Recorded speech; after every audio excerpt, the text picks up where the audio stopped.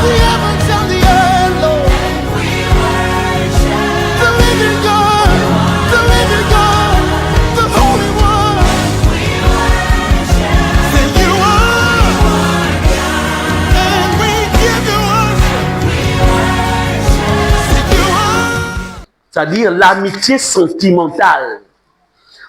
Pas une amitié basée sur des principes de la parole, mais sentimentale. Ils ont grandi dans le même quartier. Ça fait longtemps, leurs familles se connaissent. Et ils se lient d'amitié. Ils prient dans la même église.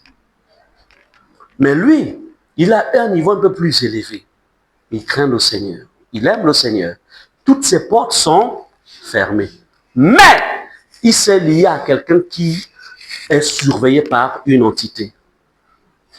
Tout ce que lui, il raconte, l'esprit surveillant capte. Pas parce que lui, il a ouvert une porte, mais parce qu'il s'est lié à quelqu'un qui a des portes. Donc tout ce que lui, il lui dit, l'esprit capte. Et lui, l'esprit capte, il va donner l'information aussi à son monde. Et il ne comprend pas pourquoi il n'arrive plus à avancer. Il ne comprend pas pourquoi ses affaires ne marchent plus.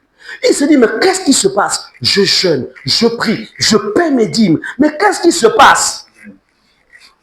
C'est à cause de la forte connexion avec quelqu'un qui n'est pas en règle avec le Seigneur.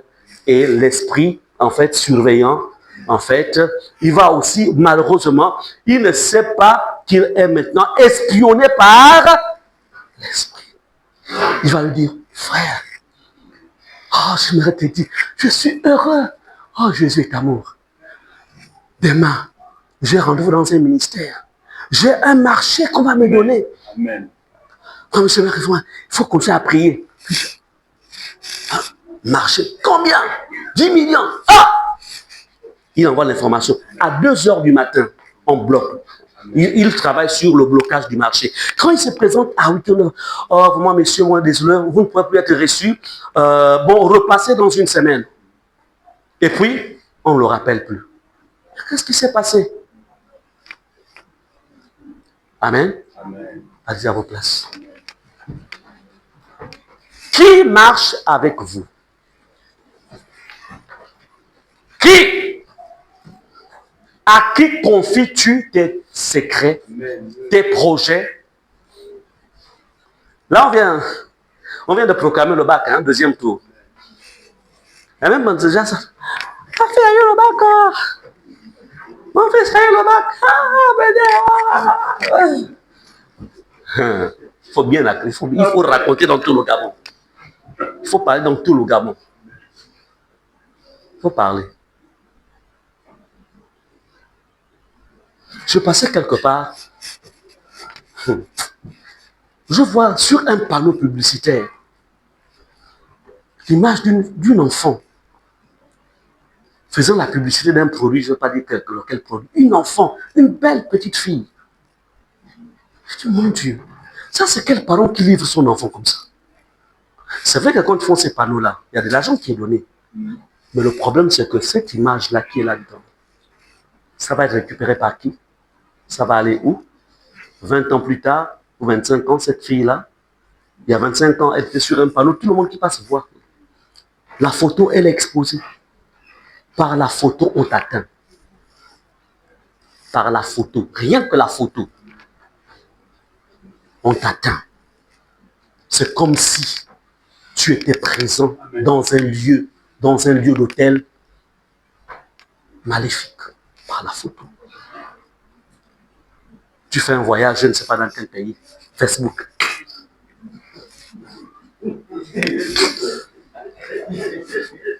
Facebook.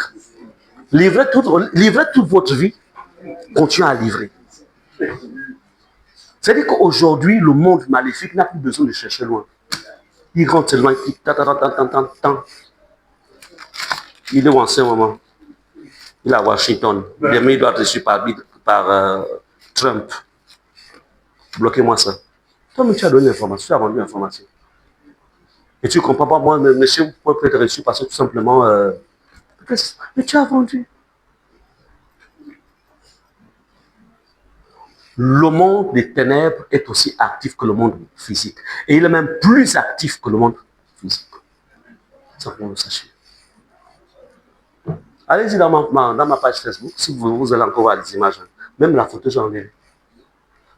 C'est-à-dire, quand Dieu t'enseigne, tu dis, j'ai commis des erreurs. Un jour, j'étais à Johannesburg. J'allais passer des vacances. J'ai mis... Ça remonte à plusieurs années. Le Saint-Esprit dit, attends, ça veut dire quoi ça? Mais c'est les gens aussi qu'on voit que je suis... Il dit orgueil. Esprit d'orgueil. Amen.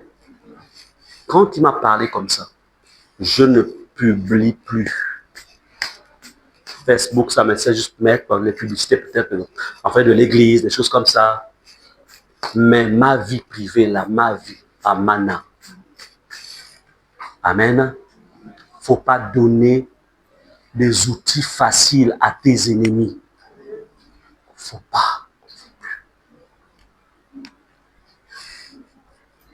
Certainement, ça aide quelqu'un. C'était pas le but du message, mais c'est pour vous aider.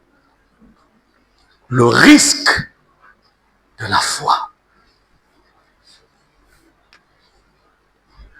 Bien-aimés, comprenez que ces hommes qui portent ce paralytique sur ce lit, la foi des porteurs était active. Les gens qui t'accompagnent dans des défis, tu dois t'assurer que leur foi est active. Parce qu'il existe la foi passive et la foi active. Je ne vais pas ici développer ce qu'est la foi passive. Ce n'est pas le but de l'enseignement. Mais tu dois t'assurer qu'ils ont une foi active. Une foi persévérante. Une foi créative. Parce que tu arrives devant une porte. Bondée de monde. Tu as parcouru 8 kilomètres. Non. Il y a un obstacle pour te dire, je dois monter, percer. Il faut avoir une foi créative. C'est-à-dire que sur place, ils ont reçu la révélation qu'on doit monter et qu'on doit percer. Foi créative. Amen. Il y a un niveau, une dimension où la foi t'amène à créer. C'est-à-dire, il y a des circonstances et des situations tout de suite. Le Saint-Esprit te dit, voilà ce que tu dois faire. Ton enfant est menacé. Prends-le. Hérode le cherche. Prenez-le. Emmenez-le en Égypte. Amenez-le. Jusqu'à ce qu'on entende qu'il est mort. Emmenez-le. Foi créative. Amen. Amen. Ouais. Foi créative. Active. Bien aimé, leurs actions ont démontré que la foi authentique surmonte les obstacles. C'est pas que quand tout va bien, allez, il y a la joie, la foi, la foi, la foi. Quand tout va bien. Hein? Maintenant, quand ça va mal, là.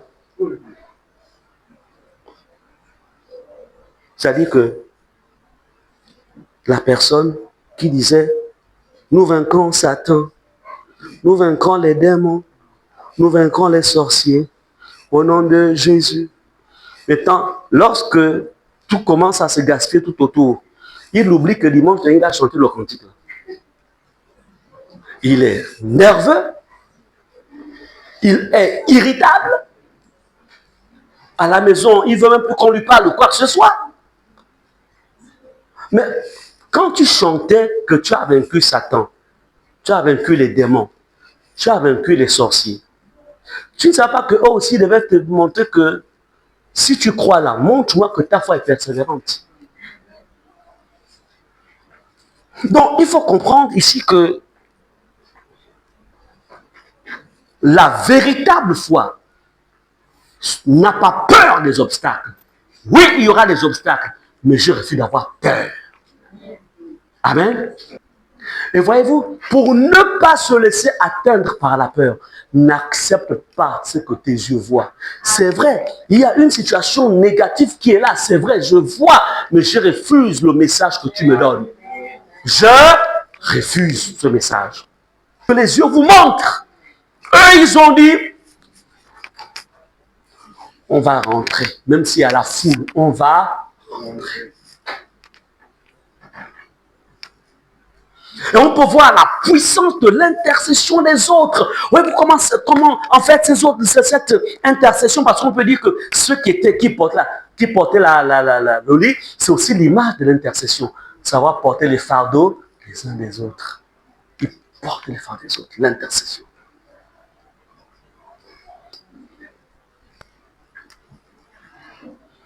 La foi se manifeste toujours par des actions. La foi n'est pas passive. La personne, c'est-à-dire que ce jour-là, il n'y a que le riz jusqu'à la maison, il n'y a plus rien, il n'y a plus juste le riz, il n'y a plus de cuisses de poulet, il n'y a plus rien, juste. Alors que, oui, comment ça va? Ça va? Ah, tu sais, ma vie là, je vis par la foi. En fait, quand ils disent que je vis par, en fait, il veut dire que je vis par la misère, en fait. Parce que la vie par la foi, c'est une vie d'action. La vie par la foi, c'est pas la misère. C'est vrai que la misère va frapper à la peau. Tu dis misère. Il y a même des chiens qu'on appelait misère. Misère.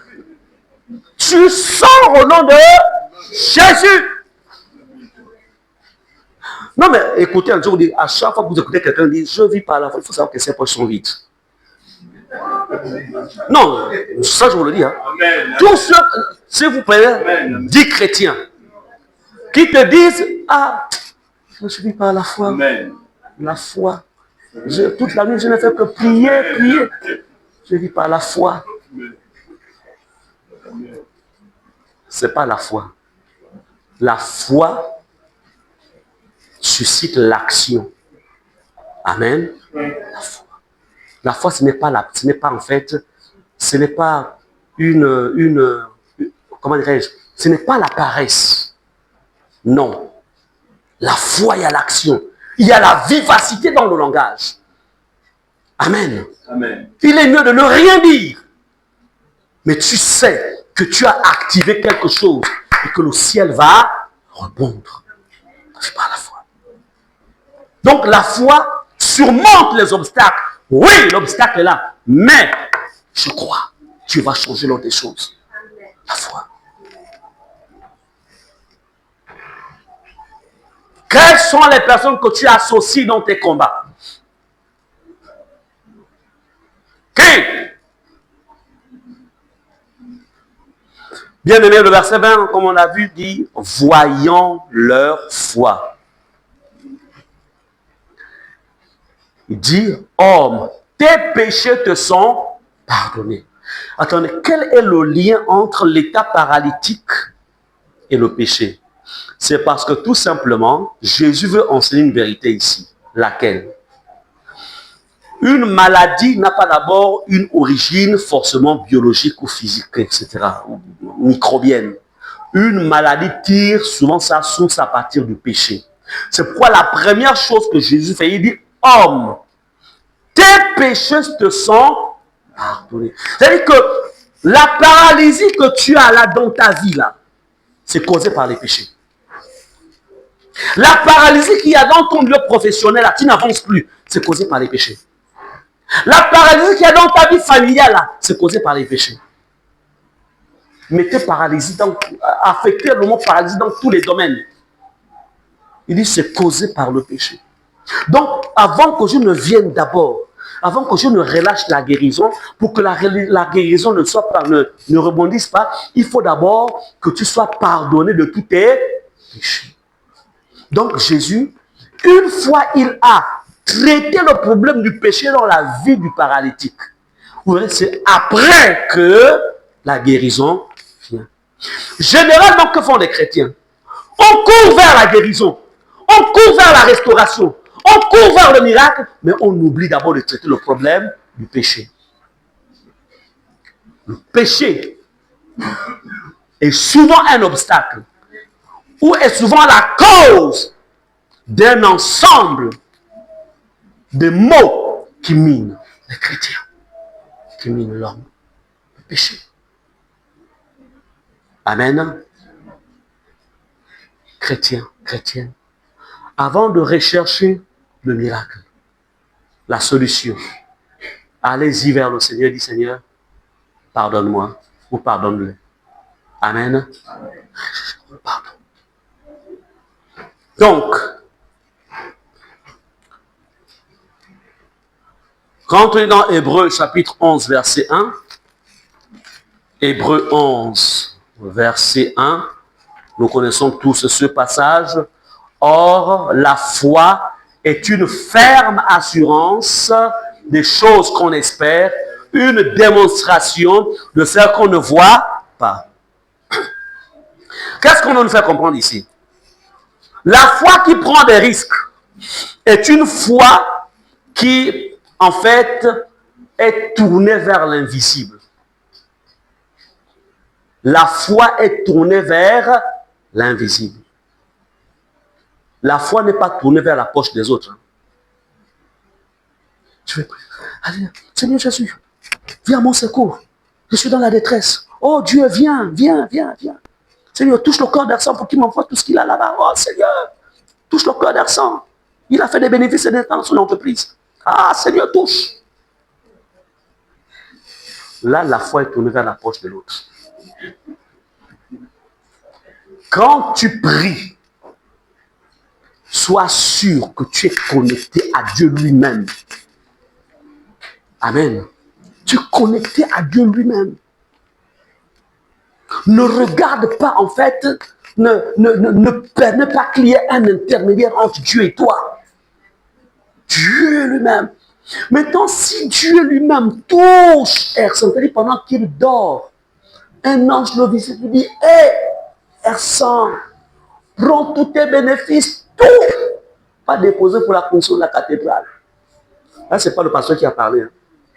Là, c'est lui-même le Seigneur qui a parlé. Donc, juste pour dire que, en fait, la foi est tournée vers l'invisible. Il y a beaucoup qui prient, mais qui n'ont pas la réalité du monde invisible. C'est-à-dire le monde dans lequel Dieu demeure. Les choses visibles qu'on demande, ça vient du monde invisible. C'est pourquoi il est écrit, rien de ce qui est visible n'a été fait de choses visibles.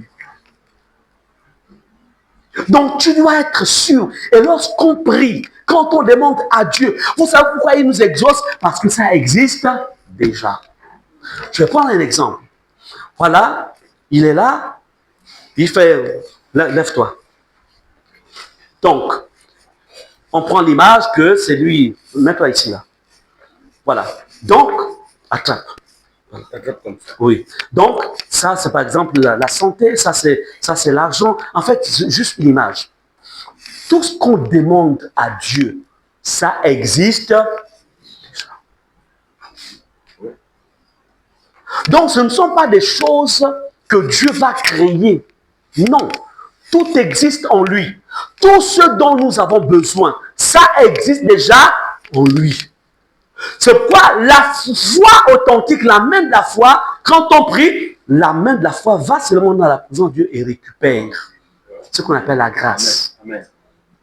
Amen. Amen. Donc, quand vous priez, merci, donc tu peux déposer ça là-dessus. Donc, quand vous priez, il faut que dans votre esprit, vous réalisez que ce que je demande là, le besoin que je rencontre là, en fait, il a déjà été exaucé. C'est quoi Jésus a dit, tout est accompli. Maintenant, le temps que ça prend, c'est juste la distance que ça du parcours. Comme ta main n'est pas trop longue, la main de la foi n'est pas trop longue, il faut qu'elle s'allonge par le jeu de la prière, qu'elle s'allonge pour aller prendre ramener. Amen.